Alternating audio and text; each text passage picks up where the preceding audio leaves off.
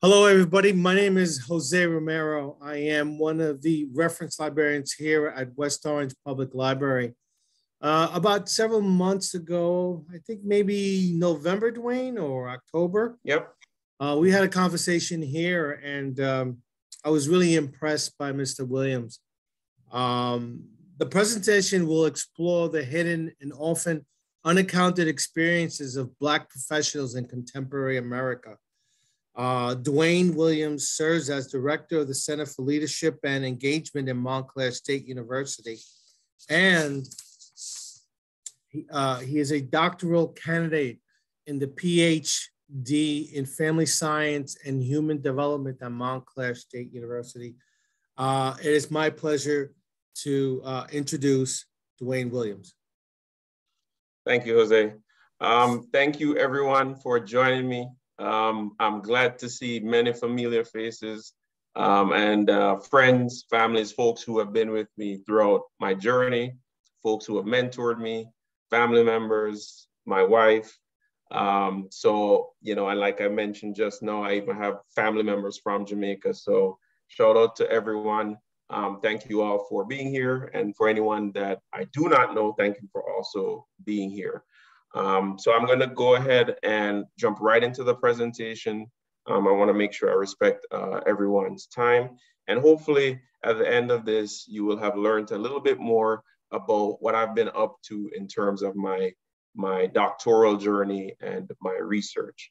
The information that you'll hear here tonight is in part based on things that I've found and unearthed in my study over the last couple of months that I've been conducting this study. So I'm going to go ahead and share my screen and jump right into it.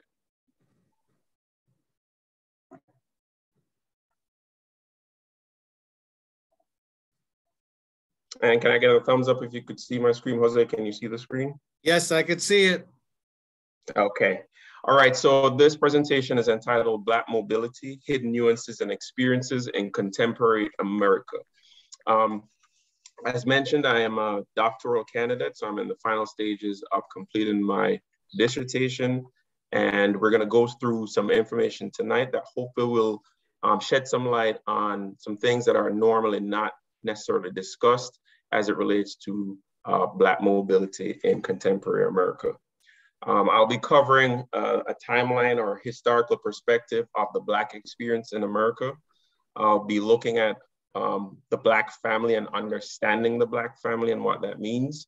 And then I'll provide some kind of guiding principles to help you understand how researchers or scholars or practitioners typically go about trying to understand families. I'll then talk about Black mobility, Black identity, and you hear me using the term Black, which has gone through a series of change when you look at the history of America. And then I'll talk about what the experiences of Black professionals are, so their everyday life and work. And most importantly, how are their family relationships as they've gone through the journey of college and into their careers. And then finally, I'll close out with mentorship in the Black community, what that looks like, and some considerations for the future. So starting off with a historical view, if you think about the history of Blacks in the Western Hemisphere, my study is focused on the experiences of Black folks in America. And what is important to understand is what I'm about to discuss is not the entire history of Black folks, rather it's a part of their story. It is important to understand two things, or 2 points of contention. The history of Black folks predates the transatlantic slave period. So a lot of the discourse, a lot of the discussions that you'll hear about the Black experience typically includes from the point of enslavement to current, but it is important for us as a society to recognize that our history predates that. It's a rich history, which is oftentimes not discussed. For the purposes of this study and this presentation, we are really discussing from the point of enslavement because it has generational impacts and how we operate as a society. The other thing to consider is that during the last, I would say, 150 years, so we're talking about post Civil War and during the Reconstruction era. From that point onwards, there had existed what we would dub as the Black elites or Black aristocrats or the upper guards or the old guards. So there's a lot of terminologies. So while we did have a lot of atrocities occurring to a particular group of Black individuals, there were also Black individuals who were in a different category, who had a totally different experience than the majority of Black individuals in this country. We're not focused on that group, but if you are interested in understanding that group's experience, I would highly recommend a book by Lawrence Graham, and it's called Our Kind of People Inside America's Black Upper Class. So that's just to give context to the group that we're paying attention to. It's not those two particular groups. So if you think about now from a larger perspective, from the 1600s to the 1800s was where we had roughly the enslavement period. Following that, you had from the late 1800s to the mid 20th century, we went into a period of slavery is quote unquote abolished to now Jim Crow era, the separate but equal policies and segregation. So we started to shift how we enacted oppression on Black individuals. Following that, we had the civil rights era and what I would call a period of learning and understanding. So this is where we had policy change. The policies changed, but not necessarily people, which is important to keep in mind because when you think and you hear about terms like structural oppression, structural racism, institutional racism, that is a more subtle, in some cases, not as overt in terms of the racism or oppressive forces that are experienced. So what happened is there was a shift after the civil rights era. We definitely had policies that did aid in some cases, but actually caused some harm in other cases and just kind of shifted how racism manifested in modern society. And then you fast forward after the election of President Barack Obama, we had the around that time we had the Black Lives Matter movement. And then more recently, we had the protests from the George Floyd killing. And then I would say based on my study and onward, I think we have what is a Black agentic revolution. So there's a new form of how Black individuals are operating in the professional spaces, which is what I'm going to get into. So looking more closely now at the Black family, there has been certainly tons of research done.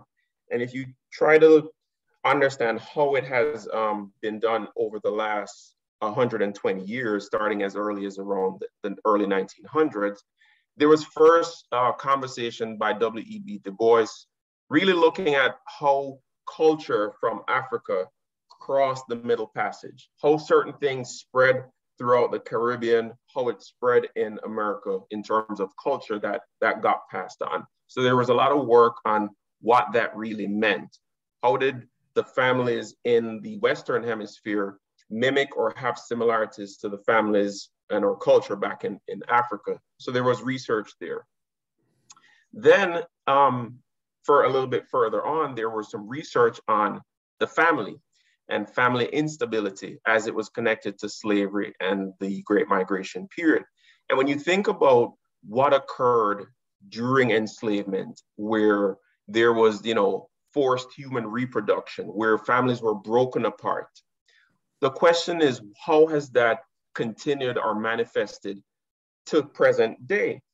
And there was literature being written about what that looked like in terms of the family dynamic for Black folks who were enslaved, and how that really impacted family functioning. So you had cases where parents were sold. Just think about how there was this separation in a very hostile way, how there was early and forced childbearing and what that meant for those individuals. So when you start to think about what was occurring in that context, there was looking at the instability that created, which then perpetuated for cycles upon cycles upon cycles. And when we look at Black families and you read a lot of things that may be from a deficit perspective, a lot of it is connected directly to how the foundation was created, which in part, from a Western perspective, was tied directly to enslavement. There was even the concept of marriage not being legally recognized. So there was that period during the enslavement period where you could not marry legally. So when you think about the psychological effect and how that manifests and gets passed down, you start to understand and make the connections of what we see today and how it's directly connected to our past in the Western Hemisphere. Then moving beyond that, there were scholars who looked at how welfare and more social policies kind of influenced how the Black family navigated those experiences simultaneously with all the oppressive forces that were occurring at that time. So as you can see, there was somewhat of a honest look at just the Black experience, but it was mainly negative. So then there was a shift somewhere around the 60s and 70s where scholars started to look at the Black experience and Black family from a strength-based perspective, really looking at how we thrive and were resilient in spite of a lot of the atrocities that had occurred up until that point to Black families. So that is the literature in terms of how the literature began to change. And that goes all the way up until today, where you have folks like myself and others that are, the research is more aligned with the structural patterns and behaviors that we're seeing in different institutions, be it education or other, which talks about and covers the experiences and behaviors of Black people in America.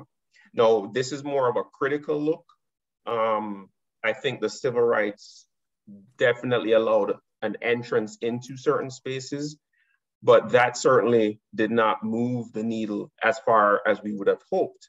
So I think where we are currently in contemporary studies is really more looking critically at what those experiences are and what are some of the systems that are still there that really have never been uncovered or got changed and continue to perpetuate what we see in terms of oppressiveness and things of that nature. A couple other things in terms of looking at Black families. It's important to note that after the Emancipation Proclamation period, we did have an increased two-parent household. However, that was a misnomer because poverty still existed in that community, and there were oppressive practices such as the Jim Crow that I had mentioned. So you have poverty and lack of education. Those were factors that still caused a two-headed family household to not necessarily be able to thrive. And when you look at what was happening in the South, where folks were migrating, there was a great migration. As you can see here on this slide, in 1900, 90% of Blacks were living in the South. Over the course of about 50 to 70 years, that shifted. Folks began to move, and currently, as of 2010, and I'm sure if we looked at the most recent census, we would see that at least half of Blacks are living in the South and half live in the North. So there was a lot of migration patterns going on in terms of seeking resources and seeking better opportunities. But as I mentioned early, policies changed, people did not. And this is not a broad swath, this is just speaking in general terms. But a lot of the built-in oppressive factors continued to manifest. And one example of things that, from a policy perspective, that affected the Black family was the concept of the breadwinner. So if there was a male in the household, there was public assistance that would be given to families. But if you had a male in the household, it was not afforded to that family. So what that did, or the domino effect of that, was that it was not an incentive to have the male in the family. And however the male may have viewed that, or however the female may have viewed that, is we could sit here and kind of debate or discuss that point. The fact is that was a policy that was made, and it had whether or not the policy was intentional and maybe doing exactly what it was designed to do or other is to be determined.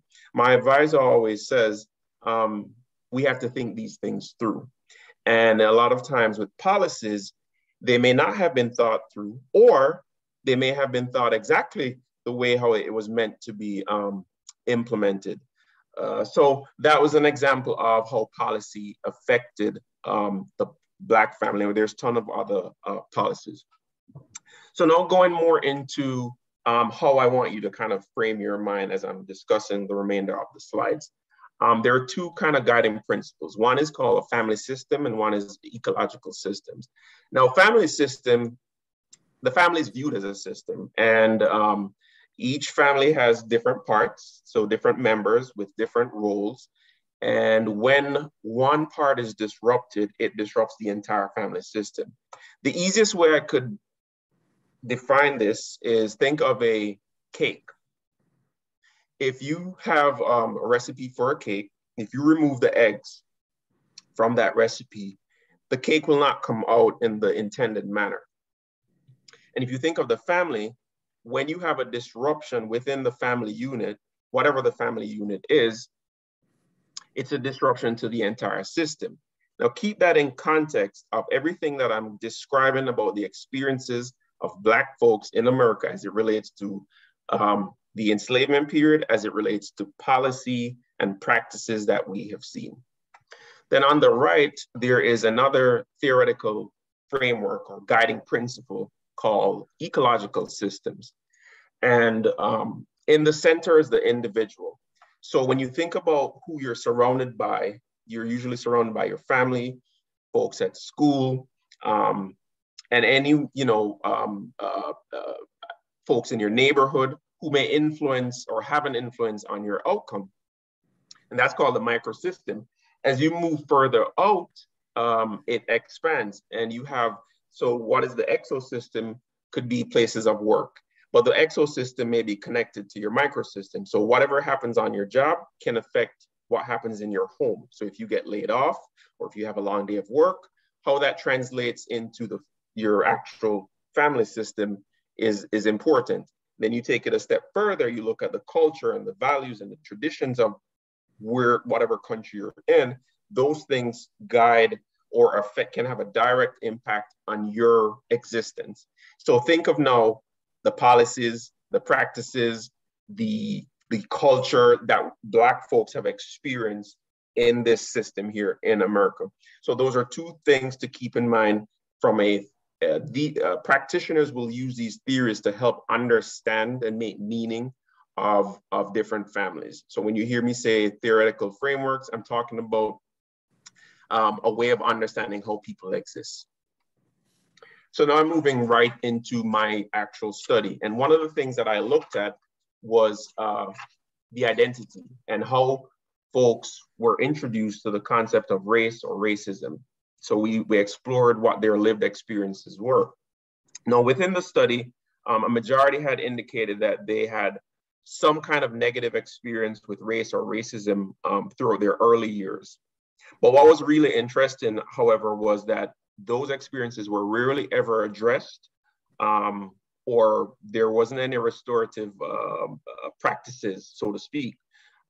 Some individuals even alluded to just kind of blowing it off, and their parents may never have known that those experiences occurred. Now, when you have something like that, that happens on in multiple cases, even if it's not necessarily back to back to back, those experiences live with the person. You fast forward to that individual being in a space which is predominantly white as a Black individual, that can affect how that person operates around white folks. It's not something that they may even recognize because it's an undealt with trauma that just got brushed over. So that was something that was notable in terms of these early experiences and how they're oftentimes not addressed. The other thing in terms of how identities were formed was the neighborhood. So in that microsystem area, the school setting, the family life affected how they understood what it meant to be Black. So for some, and this was also interesting, was that exposure to Black history, Black culture, and Black significance was actually accidental.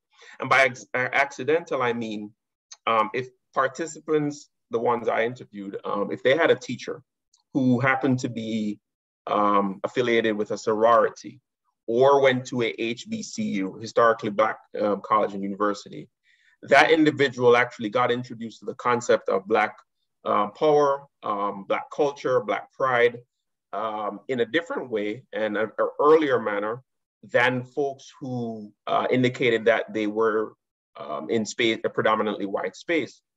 Some folks only got exposed and introduced to Blackness, if you will, and Black identity at the point of college. And even then, it was a cursory overview, or if they got exposed to it during high school, it was only during the Black History Month. So their understanding of Black identity was limited. And we're talking about folks who are 17, 18, 19, and just really getting introduced to what it means to be Black and what Black identity means. So that was something important for me to understand. The other piece, which I'm not going to go too much into, was really looking at how folks identified. Now, my study included folks that identified as Americans of African descent, meaning they were born here. It also included individuals who were born here, but parents were from the Caribbean or from Africa. And I kid you not, it varies how folks identify. I had one person who identified as African American because that person's parents were from an African country. So that person saw the direct connection. You had another individual who was born here, but did not identify as African American, identified as Black American. One, because they didn't feel like they had a direct connection to Africa. And two, they were exposed to the Black power movement, back in the 60s and 70s. So how they formulated their identity was very different. So we had other folks who said, I'm just American. And the reason for that was they felt they had contributed to this great country just as anyone else. So why is it that my race, if you will, needs to be attached? I'm just an American. So the point there was that identity is certainly nuanced and it's individualized. The issue, however, becomes when we enter, and I say we because I am a Black individual. When we enter in spaces or professional spaces, we are oftentimes lumped into one. And that can have negative experiences because you're dismissing that individual's entire identity. The first time I recall having that experience was a former colleague asking me before speaking to a group of students, Dwayne, what do you prefer to be called? African American or Black? And in that moment, I kind of paused because I had only up until that time identified as Jamaican. That's all I knew. And I was forced to recognize that that's not how I was viewed. So in similar fashion, there are a lot of experiences where one's identity is not acknowledged, if you will, and not from a place of harm, just a place of not knowing or understanding how nuanced our experiences, and varied our experiences have been in the Western world. So while we do have a lot of similarities from our African connection, we have also created new traditions, new experiences, which oftentimes in a place that's called the melting pot, unfortunately doesn't get recognized. So then in terms of Black mobility, right? So we have we spoke about the history, and the Black mobility, if you will, was in part formed because of policies. So it does have its pros. So when you think about the civil rights era, affirmative action, college acceptance criteria, from that there became a Black middle class. Now, remember, we still have the Black elites. That's a different group. They were doing their thing. But we began to have a Black middle class, like it or not, after the civil rights. And what that meant was these individuals were going into spaces that were previously only occupied by predominantly white folks. And those experiences are what we needed to kind of address and talk about. And the way how I addressed those was really looking at what were some of the gains, what were some of the losses. Now, for folks who are doing or going into spaces that their parents may not have any experiences with, meaning they're going from a blue collar into a white collar space, there's some things that comes with that. So obviously the easiest is the gains. That was more tangible. So we had, financial stability was cited as clearly something that was a gain. But beyond the financial gains, the individuals recognized that they were now a resource for their families. So that was something that they were proud of, that they could actually be a resource for their family members. And it meant that they also got to experience new things. They traveled, they experienced life, they saw things that they never saw before. So they had new experiences, and those new experiences probably formulated new ideologies in how they viewed the world, which may contrast or conflict with how their family of origin, meaning their family of upbringing, how they viewed the world. And keep in context that family system. Everybody has a role, but you went off and did this thing called college, and in your career, you have a different set of experiences compared to your family members. And depending on what your original family system was, it could create some tension, which I'll talk about in a second. But the last thing that was discussed was self-actualization. So we had a lot of our participants talk about what this meant for them, and the fact that they were able to become, the fact that they were able to become who they needed to be. So that whole idea of self-actualization, oftentimes because of what we've gone through as Black individuals or anyone who's in a marginalized group, you're worried about basic needs. You're worried about other factors beyond you as a person. And a lot of these individuals recognize that they were able to become who they felt they needed to become as it relates to this educational and career journey. So those were some of the easy kind of tangible gains.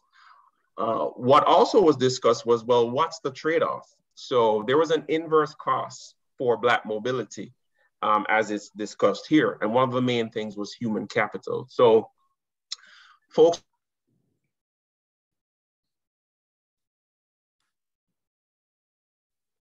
talk different connections that they lost as it related to going through this experience in terms of their journey. And I think that's important to note because these were feelings that were not necessarily accounted for. So everyone will recognize all the gains because it's a lot more tangible and visible. But the experiences that the individual has with him or herself are oftentimes dealt with in solitude, so to speak. So there was this sense of being disconnected from the family. There was at times, there may be division with members of the family because of just the different way in which you now see the world. And some of these feelings are not necessarily something that you articulate or announce. A lot of them cited as feeling as now an outsider, even though they're within their group. When you think about the family system, what it asks is, what's your role? And are you in the family system or outside of it? And sometimes there's this ambiguity as to whether or not you're in or out. And that's a part of this tension, as my advisor would describe it. So the relational experiences, I think, is what was captured and what has changed in terms of the family piece. There were certainly other feelings as it relates to the workplace, but that I'm not getting into that part. Now, why was this important? Well, if you think about family and how important family is in the Black community, going back to from our African roots in terms of being a communalistic group, the family is something that has been with us and has helped in terms of building resilience. So it's important for family to still remain intact and for us to continually rebuild. However, going through this process requires what I would describe as turbulence. And usually after turbulence, if you're in a plane, it smooths out. And a lot of these individuals initially went through some turbulence at the point where they began to change their path. And that change began roughly around college and continued as they went further in their careers. I would say that by the time I concluded the study, most folks did have a better relationship with their family, but key, it was different. And that is something to recognize in terms of there is a change, there is a shift, and the relationship looks different than it probably did when that individual was growing up. So life at work. So as these folks went on their lives and, moved up the ladder, so to speak, I wanted to find out what was life like at work. And there was a tripartite of experiences. So think of a spectrum. On one hand, life was described as being stressful as a Black individual working in a predominantly white space. But then on the other end, it was powerful. And along that continuum were triggering experiences, right? So the first thing to note was that there was this idea that you needed to represent for all, or individuals within that organization wanted you to represent for all. And if you think about what I described with identity and its nuanced meanings, that can be difficult. So there was this burden of feeling like you represent the entire group, and how you presented yourself was a reflection of your community, when in fact it was just a representation for you. But there was this unsaid expectation or feeling that you needed to represent for all. So that was a stressful, if you will, feeling. Then there were some unacknowledged, I would say, feelings. So if you think about coming from a lot of communities and environments where the upbringing may not have been the best, but you're now in this different group and this different setting, some of the counterparts for these individuals may not have understood what their lives were like. So you found that rather than trying to bring up your own experiences, you kind of suppressed that and really didn't bring those conversations up as a way of just not having to explain, because it would be unrelatable, some of the experiences that person may have had. So there was this sense of feelings of not being able to relate with certain colleagues. So those feelings or those experiences were just not brought up. And then for folks, most of the participants I interviewed were all in leadership roles. And there was this sense of their authority and leadership being undermined in different ways, some subtle, some very explicit. And those are sometimes not they may not have been able to discuss this with anyone.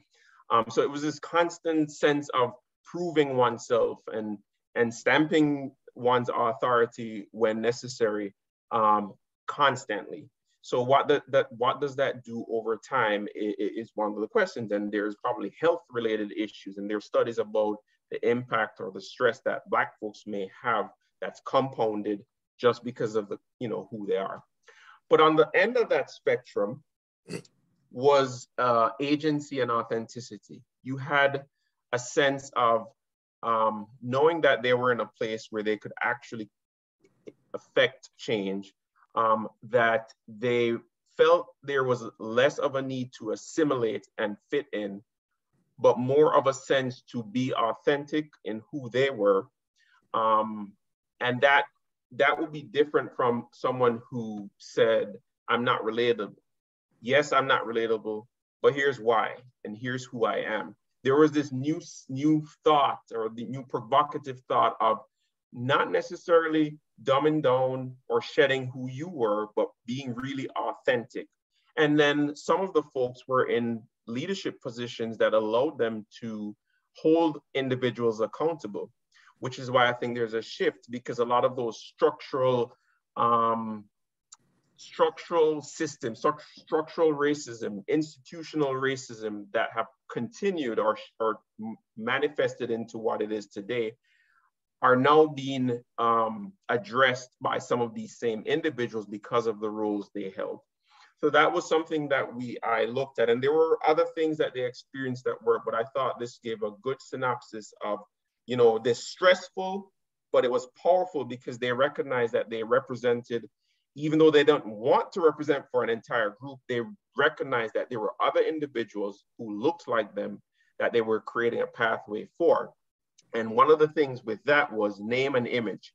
There was, in terms of whether it's having locks, whether it's with tattoos, whether it's with how they dressed, there was this idea that their image is theirs. And as Black individuals in this country, their identities have been dictated. So there was this sense that they needed to be themselves and be unapologetic about that. So that was the experience of life for them at work. So 2 more areas, then we'll wrap up. So the last thing was mentorship. And everyone who got to where they are currently in their careers, aside from family being critical, mentorship was extremely important. See, it's one thing to get the job and apply and get offered a position. It's what you do when you get there. How do you operate in that space? How do you deal with being in a space that previously you didn't have other individuals like yourself there? So how do you navigate what occurs in these spaces? And that's where mentorship is key. Now, what was brought up in the study was that mentorship actually looks different in the Black community than it does in the white community. One of the participants, when I was trying to understand what that meant, that person indicated that sewn into the fabric of white America is mentorship. It's just not called mentorship. So when you have access to someone who can give you an internship, when you have access to someone who could help you fix your resume, when you could have access to someone that will give you your first job, those are forms or elements within mentorship. But in the Black community, it's not as accessible. We need to access it, but the accessibility sometimes can be challenging. So that was one thing that was articulated. The other thing was the outcomes for mentorship. What I got from speaking to participants was that for the most part, and this is not absolute, but for the most part, mentors in the Black community had to focus on the personal self, meaning they had to help the individual, from an emotional standpoint. They had to be their cheerleader. They had to deal with probably any traumas that may have come along if that was shared before they could get to helping the person actually develop professionally. Now, this didn't happen in every case. In some cases, the person dealt with only the professional, but in other cases, there was what was called triaging the trauma. And if you think about everything that we have experienced in life in the Western Hemisphere, a lot of us may not even realize that we've experienced some form of trauma just given the context of what I've described. And you show up in these spaces with those traumas, which may not have been dealt with. So recognizing that piece, some folks said, we spend a lot of time, we exert a lot of time handling that. Like, I need to understand the person before I can even attempt to help them professionally. And in the Black community, for Black folks, that means that there is less tangible outcomes at times. Not every time, but at times. So those 2 pathways in terms of addressing the personal and the professional is important. And I think what needs to happen for anyone who is involved with mentorship is having a both and, not a either or type of situation where you understand who the individual is, you understand the experiences that that person may have had or not, and you also understand what that person needs to keep moving forward in his or her career. So those were two things that were clearly highlighted. And I think in terms of where we go, in terms of moving the needle forward, mentorship is and will be critical to that aspect. So in the end, and to a certain degree, I think it's important to understand that we are holistic beings, and the past does not define the future, but it is probably just as important to understand the elements of it. Oftentimes we think of just what has happened in the last 10 years or 15 years, and we negate everything that has happened to our foreparents and how those things may manifest in different ways today. And I think that's not something that we can continue to do if we are to truly make change for folks within the Black community. When Black professionals arrive to work, and like any other individual, they come with a story. Those stories manifest in a variety of ways for Black professionals. The historical context of the Black experience in America cannot and should not be omitted from conversations around inclusiveness and equity spaces. Each generation, in my opinion, moves the pendulum a little bit further. And for Black professionals who are entering in spaces that were previously exclusive, their roles in these spaces are not just mere presence. Their roles are beyond trying to educate folks about what the Black experience is. Rather, I think their role is to also now create that pipeline and that pathway for others who look like that individual. So conversations have been going on about anti-racist work, about truly creating spaces of equity, and about educating society about the experiences of Black people in the United States, and about challenging oppressive forces that have and continue to perpetuate as we see today. So that structural piece, I think, if I were to ask a lot of folks, what is structural racism? Some folks would not be able to articulate specific examples what structural racism is. And that's on both ends, not just for Black folks, but for anyone. I think those types of conversations need to be had in terms of breaking the barriers and understanding what the experiences of individuals who show up in these workspaces are.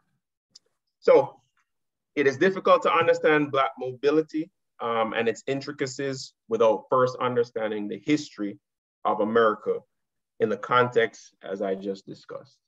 And with that, I thank you all for listening. That concludes my presentation.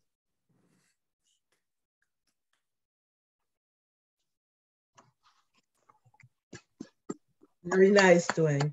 Very. Thank you. So at this time, I'll open up for any comments, conversations that you all may have. Dwayne, can you hear me? Yep. I like the part that you talked about the younger, when I went to college, I was first generation. And I know during my semesters at the college, I really had to keep my opinions to myself in terms of what I was learning, because my parents and my family didn't understand and totally did not like that I was learning different things. So I like that part, what you stated about, parents and having arguments with their kids because their kids are learning, different things. And I'm also, there were moments that, my parents and family did not like it. Right. And I think we have gotten to a space where we realize that conversations need to be had about what these experiences mean. It sounds good. Yeah, do the college thing. But unfortunately, folks who do not understand what that means don't know that is included, where the person will change, and things that you want, you may have an idea of how you want your child or the young person to be, and it goes a completely different way. just experiences and things that that person will be exposed to changes how they view the world. It doesn't mean that they're better off. It just means that they're different as a person. Yeah, you're right. I have a comment. Sorry, I can't put my camera on right now. But I found it very interesting in your slide on life at work for Black professionals that you have these categories of how Black professionals function. Feeling that they have to represent all, unacknowledged, undermining authority. And then this last one, which is interesting, agency and authenticity. So when I look at those points, the first couple of points are very familiar. It's sort of like that is what Blacks have done for generations in order to be in the room. But what I hear you saying now, which is not long in history, is this idea of not just trying to fit in. Years ago, fitting in was the way to get in, and it was the way to stay in, was assimilation, because you were not making others uncomfortable. But what I hear you saying is that there's more attention to not just automatically fitting in. And I think that's going to make a big difference as, you know, the community goes forward in the ability to affect change, and in the ability to be heard and not move forward in fear. And I'm wondering if you found that one of the things that I think needs to be promoted is this idea of support for each other, being in the room for searches and for, you know, times that you'll be able to hire and all of those things. But one thing we still seem to need to work on is this idea of allowing each other to be different, but having a set of ideas and strategies to move forward this whole idea of life at work and improving it. So I'm wondering if you were hearing anything about your subject talking about a frustration around coming together and working together to affect change. And the second part of that is, did you see any differences between males and females and any other subgroups? So the folks who spoke, I see you, Marian, the folks who commented on really being authentic, they held positions that actually required them to be more vocal. They were in positions that affected the hiring piece, and they were in a position to really call out institutional practices that precluded folks who are Black or brown from progressing or being admitted because of unconscious bias or some other reason that may have been given. I found that predominantly in female participants, but I did have a few male participants. I interviewed 15 people in total. I did have a few male participants that spoke about needing to form groups of folks who looked like them for support in those things, because it's absolutely critical. And I think the more folks that we have being vocal about the whys behind people's actions, right, the closer we'll get to being able to address some of those issues. Okay. Thank you.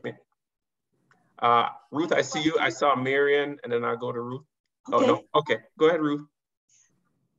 I'm gathering from what you said that you interviewed a lot of people. How did you choose the people that you interviewed? So it was a bit of random sampling. So I put it out to my network, and then I had folks that they just heard about the study and wanted to participate. And then you had some folks that I knew. So it's a mixture of just what is called convenience sampling, as well as just a snowball. This person knows this person, and they shared it, and then I had people from all over the country reaching out.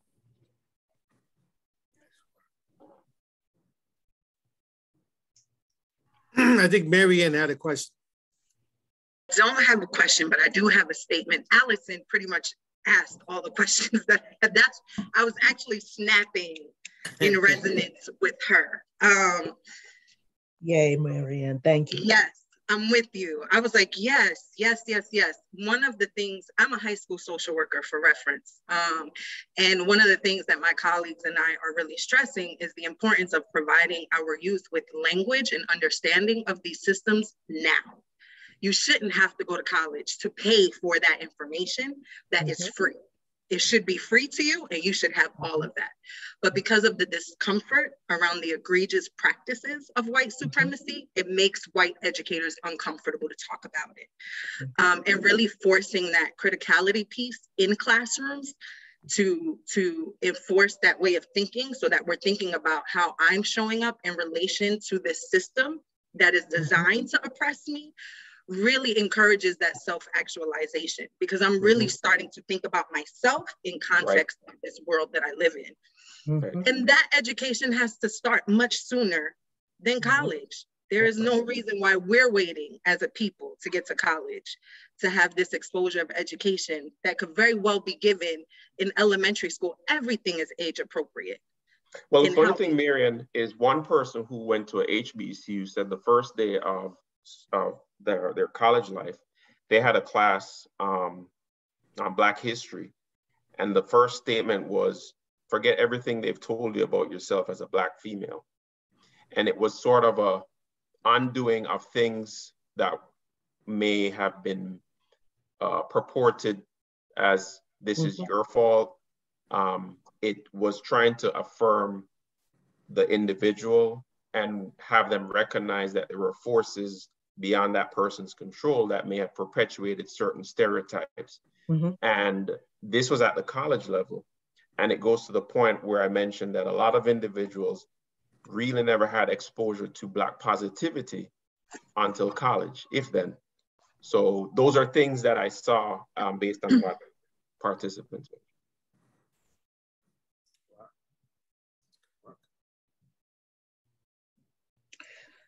You know, I think it's interesting, Marianne, what you were saying. It's one of the challenges that I find as it relates to Black identity and all of these things that Dwayne, has been talking about, is that there really needs to be a way in which we can get behind certain key things that should be happening in the community. And I think that one of the problems we've had is that we have had historically so many ways in which we've divided ourselves. And those ways are subtle, but they're worrisome. Whether it is religion, and the whole idea of the Black church, and then if you're not part of that and you're doing other things, there's this kind of tension within our group. There's tension as it relates to things like sororities and fraternities. It's wonderful as we unify, in these groups, but trying to find better ways to unify as one group behind a theme, trying to not, you talked about young people learning earlier. We have systems in colleges, right? When you're attempting to be in sororities and fraternities that omit young people who want to belong. And I'm in a sorority, so I'm not speaking against sororities and fraternities, but these are things we have to think about when we talk about identity and we talk about whether it's Caribbean against African, against Black American. We've had these distinctions that we felt made our subgroup stronger. But when we're trying to achieve big goals like what you all are discussing, there's really a need to get behind one plan, in terms of mobility. And, Dwayne, when you were talking about Black elites, we don't need that, right? We have groups that are considered elite. We have links, we have Jack and Jill, we have all of this. And I've moved through all of these groups, okay? And they have their strengths, they really do. But how does all of this impact some of the big goals you're talking about, Dwayne? And how are the leaders who you were interviewing, they all come from all of these different groups, but are we able to move beyond that to unify behind some of these big things that you all are talking about? I think that's where this generation now has to think long and hard about putting aside some of these, not losing who you are, not losing what's important to you, but understanding the larger goal. Absolutely. I'll be quiet now. I'm quiet for the rest of the day. Nice, good stuff. I'm like, we could be here all night. Absolutely. All night. We might have to take this beyond this point, Dwayne. I'm just telling you. Okay, yes. Got to bring a group of us together. Dwayne, did you ever consider looking not just at the African American community, but the Hispanic community? I did. For my purpose of the studies, just to do this part. But as I evolve, a lot of what I have done and a lot of the stories I have unearthed, I know for a fact that it's similar in the Hispanic community, because I have a lot of my Latinx populations that I know. So I know that a lot of what I'm talking about can be applicable to that group. Yeah, because back in the day, I was an EOF student at St. Peter's College, and oh wow, and it was mainly Black and brown, and shout out to my EOF folks. That opportunity got me where I am right now. And but a lot of my friends, which I still talk to, are from that class, and we were able to really open up and talk about. We basically lived in the same area. We lived in the same project, and discussed how life was back then. Right. Well, we got a minute till 8 o'clock, Dwayne. I think you did a fantastic job. You have outdone yourself, and I really appreciate all the efforts. And I will send you a copy of this. It will be posted on YouTube. I want to shout out my two, obviously everybody here, much love. I have two of my cousins from Jamaica, so I have my Jamaican connects on here. So shout out to Chrissy and to Jebby, my familias from Jamaica. And definitely shout out to everyone, friends, family, other family members who are here showing their love. Thank you so much. All right then. Thank you for sharing. Thank you. Thank you, everybody. Have a good night. Take care. Bye, everybody. All right. Bye. Bye-bye.